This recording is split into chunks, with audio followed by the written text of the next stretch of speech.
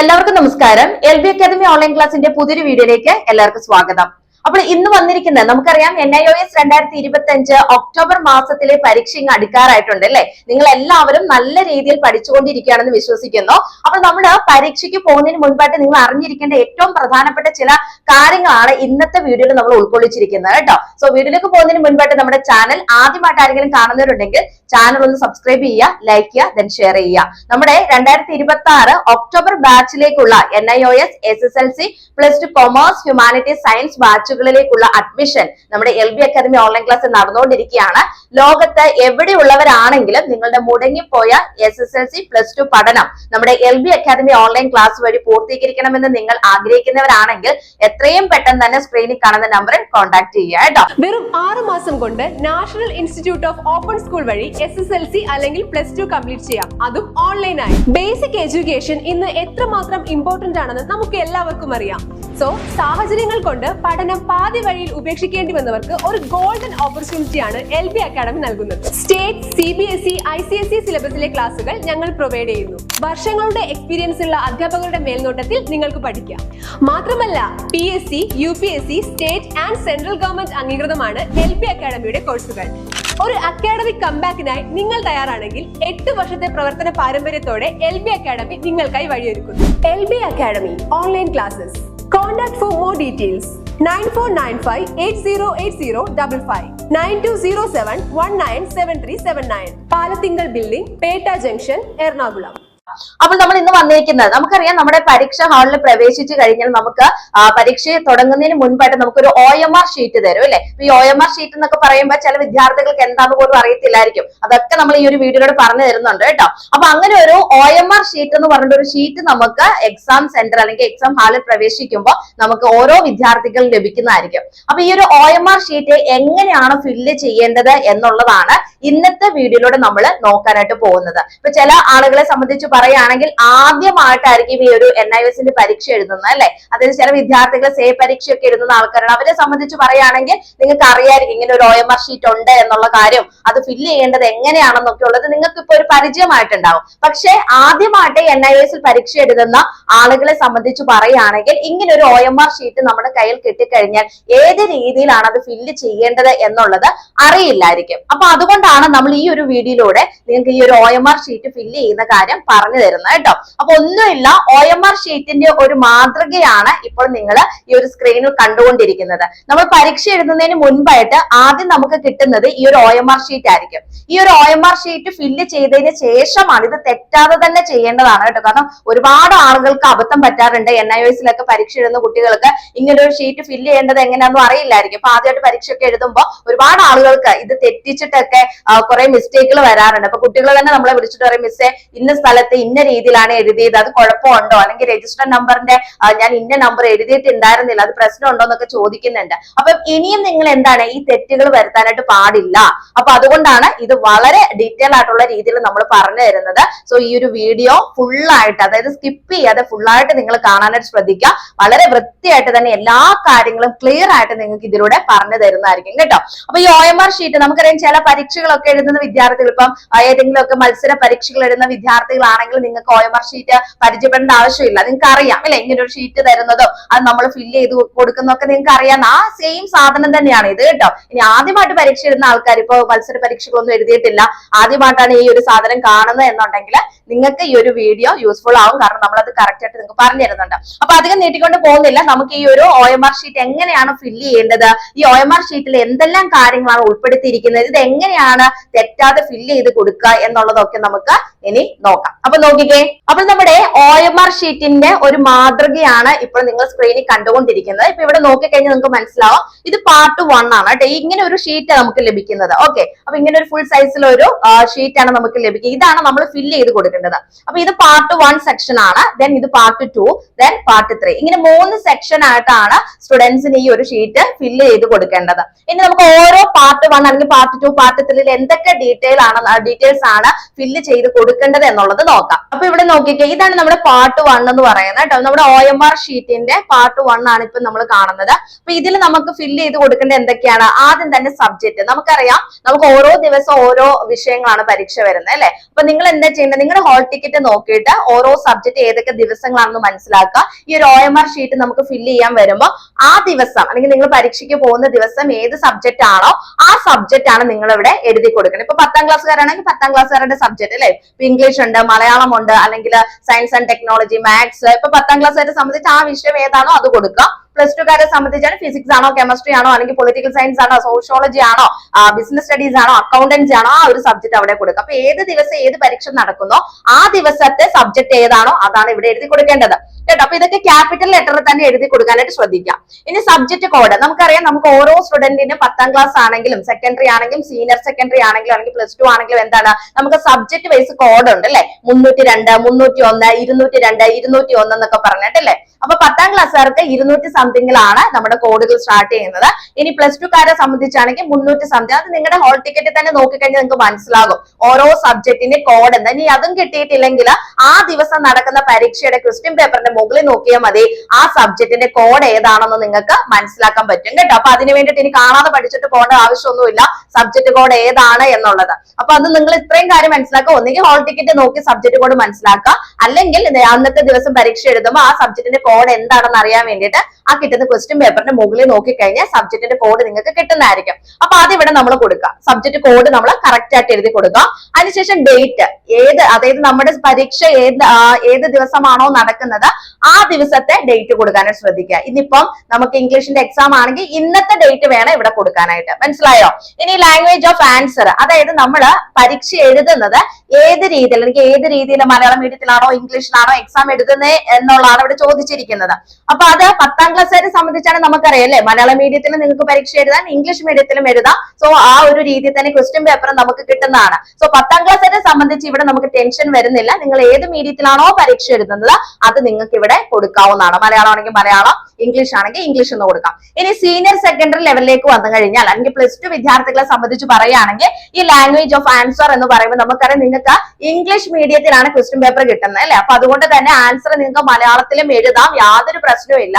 പക്ഷേ ഇവിടെ നിങ്ങൾ ഫില്ല് ചെയ്ത് കൊടുക്കുന്ന സമയത്ത് നിങ്ങളുടെ ഹാളിൽ നിൽക്കുന്ന സാറിനോട് ചോദ്യം, അല്ലെങ്കിൽ ഏത് ടീച്ചറാണോ നിൽക്കുന്ന അവരോട് ചോദിച്ചിട്ട് വേണം ഈ ഒരു സെക്ഷൻ ഫില്ല് ചെയ്ത് കൊടുക്കാനായിട്ട് കേട്ടോ. അപ്പൊ ലാംഗ്വേജ് ഓഫ് ആൻസർ എന്ന് പറയുമ്പോൾ മലയാളം എഴുതി ചിലർ പെട്ടെന്ന് തന്നെ മലയാളം മീഡിയം എഴുതി വെക്കും. അങ്ങനെ ചെയ്യരുത്.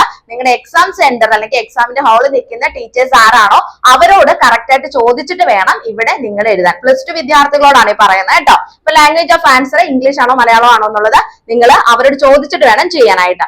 ഇനി അടുത്ത നമ്മളോട് പറഞ്ഞിരിക്കുന്ന ക്വസ്റ്റ്യൻ പേപ്പറിന്റെ കോഡ് നമ്പറും സെറ്റ് നമ്പറും എഴുതാനാണ് പറഞ്ഞിരിക്കുന്നത്. നമുക്ക് ലഭിച്ചിരിക്കുന്ന ക്വസ്റ്റ്യൻ പേപ്പറിൽ എന്തുണ്ട്? ഈ പറഞ്ഞ ക്വസ്റ്റ്യൻ പേപ്പറിന്റെ കോഡ് നമ്പറും കിട്ടും, അതുപോലെ തന്നെ ക്വസ്റ്റ്യൻ പേപ്പറിന്റെ സെറ്റ് നമ്പറും കിട്ടും. നമുക്കറിയാം ക്വസ്റ്റ്യൻ പേപ്പർ സെറ്റ് എ ഉണ്ട്, സെറ്റ് ബി ഉണ്ട്, സെറ്റ് സി ഉണ്ട്. ഇങ്ങനെ 3 സെറ്റ് ഓഫ് ക്വസ്റ്റ്യൻ പേപ്പേഴ്സ് ആയിരിക്കും നമുക്ക് കിട്ടുക.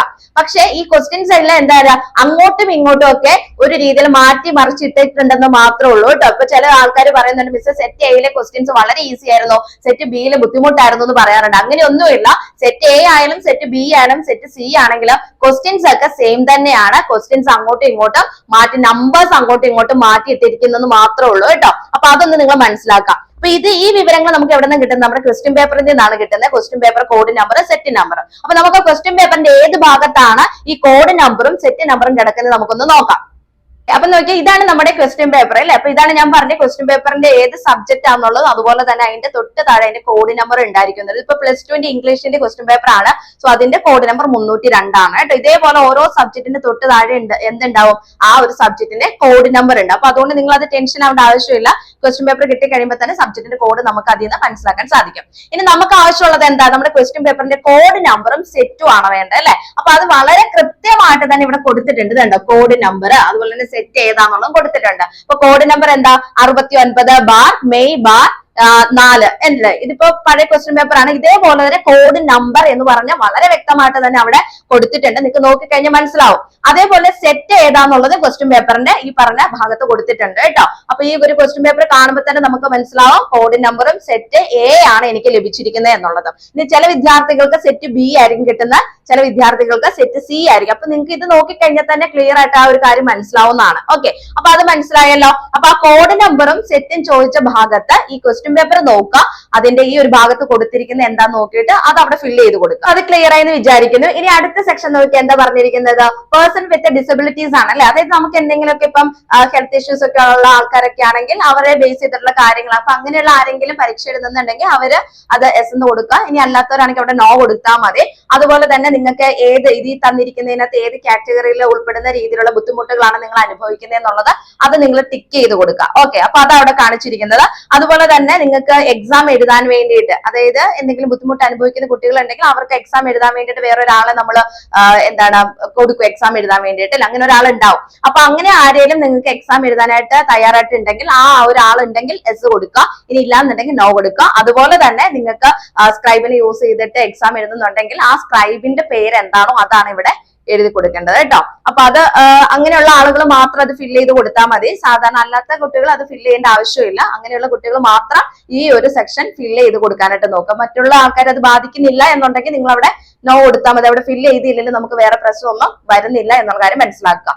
ഇനി അടുത്ത സെക്ഷനിലേക്ക് നോക്കുമ്പോൾ അപ്പൊ പാർട്ട് 1 ഇത്ര ഭാഗമാണ് നമുക്ക് ഫില്ല് ചെയ്യാനുള്ളത് കേട്ടോ. ഇനി പാർട്ട് 2 പോകാം. അടുത്തത് നമ്മുടെ റോൾ നമ്പർ ആണ് കേട്ടോ. അപ്പൊ റോൾ നമ്പർ എന്ന് പറയുമ്പോൾ ചില വിദ്യാർത്ഥികൾ ഈ എൻറോൾമെന്റ് നമ്പറും അല്ലെങ്കിൽ റോൾ നമ്പറും രണ്ടും രണ്ടാണെന്ന് വിചാരിക്കുന്നവരുണ്ട്. അപ്പൊ നിങ്ങൾ ശ്രദ്ധിക്കുക, എൻറോൾമെന്റ് നമ്പർ ആയാലും റോൾ നമ്പർ ആണെങ്കിലും ഒന്ന് തന്നെയാണ് കേട്ടോ. അത് നിങ്ങൾക്ക് എവിടെ നിന്ന് ലഭിക്കുന്നത്, നിങ്ങളുടെ NOSന്റെ ID കാർഡിൽ ഈ റോൾ നമ്പർ ഉണ്ട് കേട്ടോ. അപ്പൊ 09 എന്ന് പറഞ്ഞാൽ M0 എന്നൊക്കെ പറഞ്ഞ് തുടങ്ങുന്ന നമ്പർ ഉണ്ടല്ലോ, അതാണ് നമ്മുടെ രജിസ്റ്റേർഡ് നമ്പർ അല്ലെങ്കിൽ റോൾ നമ്പർ എന്ന് പറയുന്നത്. അപ്പൊ ആ നമ്പർ ആണ് ഇവിടെ ചോദിച്ചിരിക്കുന്നത്. അപ്പൊ അത് നിങ്ങൾ തെറ്റിച്ച് കളഞ്ഞേക്കരുത്.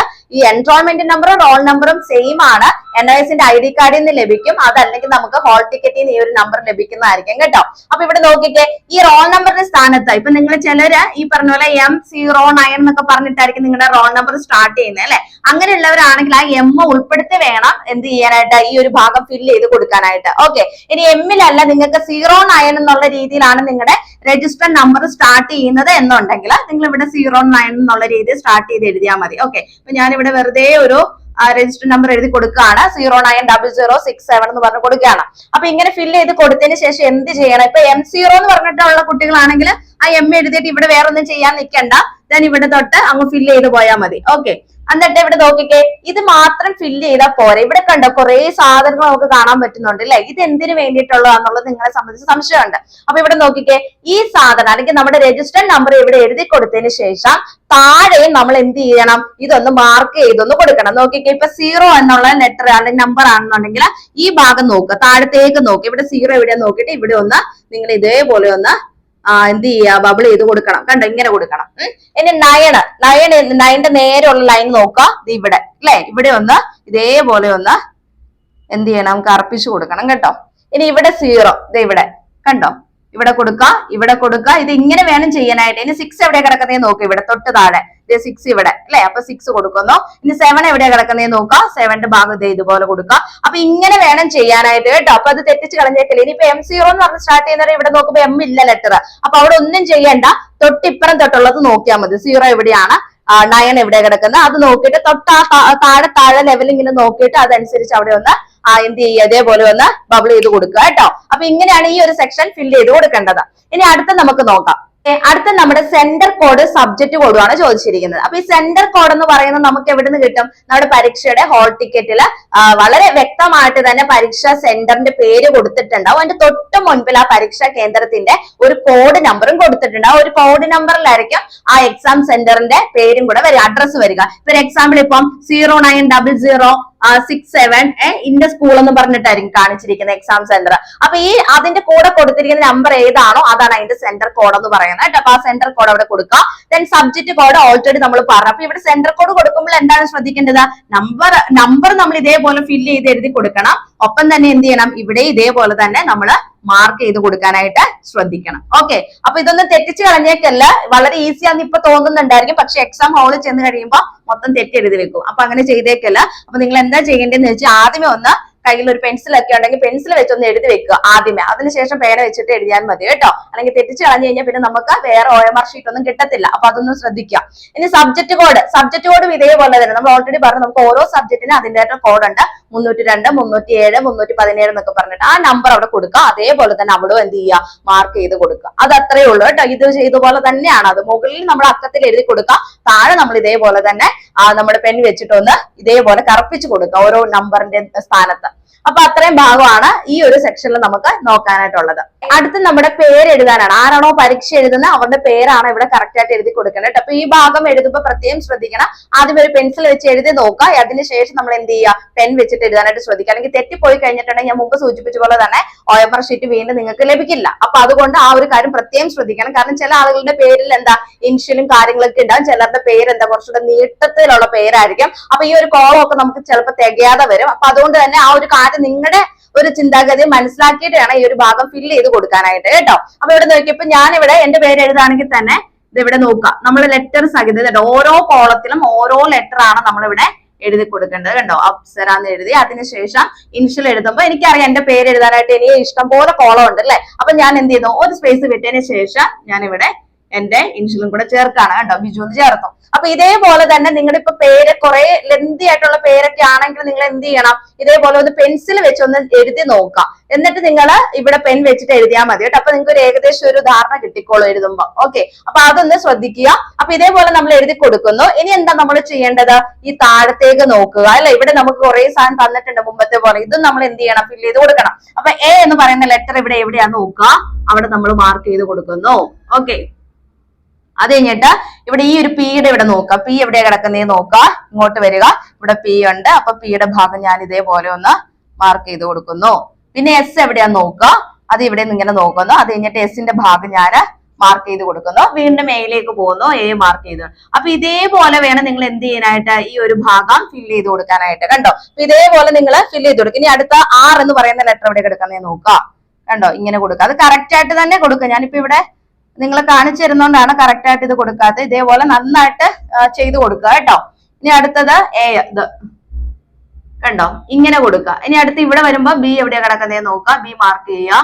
I എവിടെ കിടക്കുന്നേ നോക്കുക, I മാർക്ക് ചെയ്ത് കൊടുക്കുക. ദെൻ J എവിടെ കിടക്കുന്നേ നോക്കുക, അവിടെ മാർക്ക് ചെയ്ത് കൊടുക്കുക. U എവിടെ കിടക്കുന്നേ നോക്കുക, അവിടെ മാർക്ക് ചെയ്ത് കൊടുക്കുക. അപ്പൊ ഈ ഒരു രീതിയിൽ വേണം ഈ ഒരു ഭാഗം ഫില്ല് ചെയ്യാനായിട്ട്. അപ്പൊ ഇത് ക്ലിയർ ആയെന്ന് വിചാരിക്കണോ. അപ്പൊ പേര് എഴുതുന്നത് കറക്റ്റ് ആയിട്ട് വേണം എഴുതി കൊടുക്കാനായിട്ട്. കൂടാതെ മാർക്ക് ചെയ്യുന്ന കാര്യം വിട്ടുപോയേക്കരുത്. പെൻസിൽ വെച്ച് എഴുതി നോക്കിയതിന് ശേഷം പെൻ വെച്ചിട്ട് എഴുതുക കേട്ടോ. അപ്പൊ ഇത് തെറ്റിപ്പോയി കഴിഞ്ഞാൽ നമുക്ക് ബുദ്ധിമുട്ടായിരിക്കും. അപ്പൊ അതുകൊണ്ട് കറക്റ്റ് ആയിട്ട് നിങ്ങൾ പേര് എഴുതാനായിട്ട് ശ്രദ്ധിക്കുക. ഞാൻ അടുത്ത ഭാഗം നോക്കിക്കേ. അപ്പൊ അത് കഴിഞ്ഞ് കഴിഞ്ഞാൽ നമുക്ക് ഏറ്റവും അവസാനത്തെ ഭാഗത്തിലേക്ക് വന്നിരിക്കുകയാണ്. ഇവിടെ ഒന്നുമില്ല, നിങ്ങളുടെ അച്ഛൻ അല്ലെങ്കിൽ അമ്മയുടെ അല്ലെങ്കിൽ നിങ്ങളുടെ ഗാർഡിയൻ ആയിട്ട് നിൽക്കുന്ന ആരാണോ അവരുടെ പേരൊന്ന് എഴുതി കൊടുത്താൽ മാത്രം മതി കേട്ടോ. അതും എന്ത് ചെയ്യണം, ക്യാപിറ്റൽ ലെറ്റർ വേണം എഴുതി കൊടുക്കാൻ. അപ്പൊ മുമ്പത്തെ ആ പേര് എഴുതുമ്പോൾ എന്താ, നമ്മൾ ക്യാപിറ്റൽ ലെറ്റർ തന്നെ വേണം എഴുതാൻ കേട്ടോ. വലിയ അക്ഷരത്തിൽ വേണം എഴുതി കൊടുക്കാനായിട്ട്. ആ ഒരു കാര്യം വിട്ടുപോയേക്കില്ല.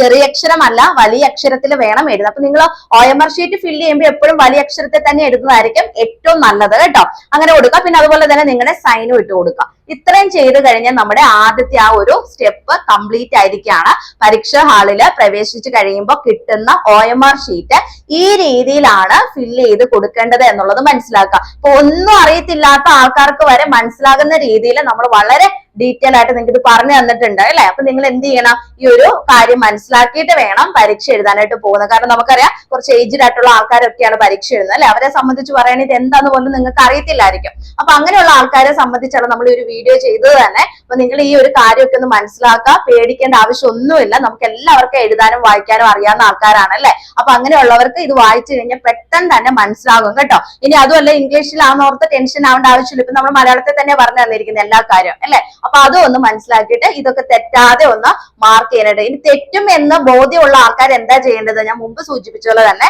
പെൻസിൽ എടുത്തിട്ട് ചെയ്യാനായിട്ട് നോക്കുക. അത് കഴിഞ്ഞിട്ട് നിങ്ങൾ പെൻ യൂസ് ചെയ്തിട്ട് അത് സെറ്റ് ചെയ്ത് കൊടുത്താൽ മതി. എന്നിട്ട് പെൻസിൽ ഉപയോഗിച്ചാൽ മതി എന്ന് പറഞ്ഞാൽ ഫുള്ളും പെൻസിൽ എഴുതി വെക്കാനല്ല ഉദ്ദേശിക്കുന്നത്. പെൻസിലിന് നിങ്ങൾക്ക് തെറ്റി പോകാതിരിക്കാൻ വേണ്ടിയിട്ടാണ് പറയുന്നത്. ജസ്റ്റ് പെൻസിൽ വെച്ചൊന്ന് സെറ്റ് ചെയ്ത് വെക്കുക. അത് കഴിഞ്ഞിട്ട് പെൻ വെച്ചിട്ട് അതിന് മുകളിൽ കൂടെ തന്നെ എന്ന് വെച്ചാൽ പെൻസിൽ വെച്ച് എഴുതുമ്പോൾ തന്നെ ഭയങ്കരമായിട്ട് കട്ടിയിൽ എഴുതി വെക്കരുത്, ലൈറ്റ് ആയിട്ട് എഴുതി വെക്കുക. കാരണം നമുക്ക് പെൻ വെച്ചിട്ട് അതിന് മുകളിലൂടെ എഴുതാനുള്ളതാണ് അല്ലെ. അപ്പൊ അതുകൊണ്ട് ലൈറ്റ് ആയിട്ട് എഴുതുക. തെറ്റിപ്പോകാതിരിക്കാൻ വേണ്ടിയിട്ട് അപ്പൊ നിങ്ങൾ ആ പെൻസിൽ വെച്ചിട്ട് ലൈറ്റ് ആയിട്ട് എഴുതിയതിനു ശേഷം അതിന്റെ മുകളിലൂടെ പെൻ വെച്ചിട്ട് എഴുതാനായിട്ട് ശ്രദ്ധിക്കുക. അപ്പൊ ഇത് ഇത്രയേ ഉള്ളൂ കേട്ടോ. അപ്പൊ ഈ ഒരു കാര്യം നിങ്ങളൊന്ന് മനസ്സിലാക്കി വെക്കണം. എല്ലാവർക്കും ഈ ഒരു വീഡിയോ ഉപകാരപ്രദമാകും. കാരണം ഈ ഒരു സാധനം എങ്ങനെ ഫില്ല് ചെയ്യേണ്ടതെന്ന് അറിയില്ലാത്ത ഒരുപാട് ആൾക്കാരുണ്ട്. അപ്പൊ ഇത് നിങ്ങൾ കണ്ടിട്ട് നന്നായിട്ട് മനസ്സിലാക്കിയിട്ട് വേണം പരീക്ഷയ്ക്ക് പോവാൻ. ഇനി എന്തെങ്കിലും ഡൗട്ടോ കാര്യങ്ങളോ ഉണ്ടെങ്കിൽ നിങ്ങൾ എന്ത് ചെയ്യണം, ഈ വീഡിയോയുടെ തൊട്ട് താഴെ കമന്റ് ബോക്സ് കമന്റ് ആയിട്ട് രേഖപ്പെടുത്തുക. അതുപോലെ തന്നെ വാട്സപ്പിൽ മെസ്സേജ് അയച്ചാൽ നമ്മൾ റിപ്ലൈ തരുന്നതായിരിക്കും. അപ്പോൾ നിർത്തുന്നു. NIS സംബന്ധിച്ചിട്ടുള്ള പുതിയ ഇൻഫർമേഷൻസുമായി നെക്സ്റ്റ് വീഡിയോയിൽ കാണാം. Thank you.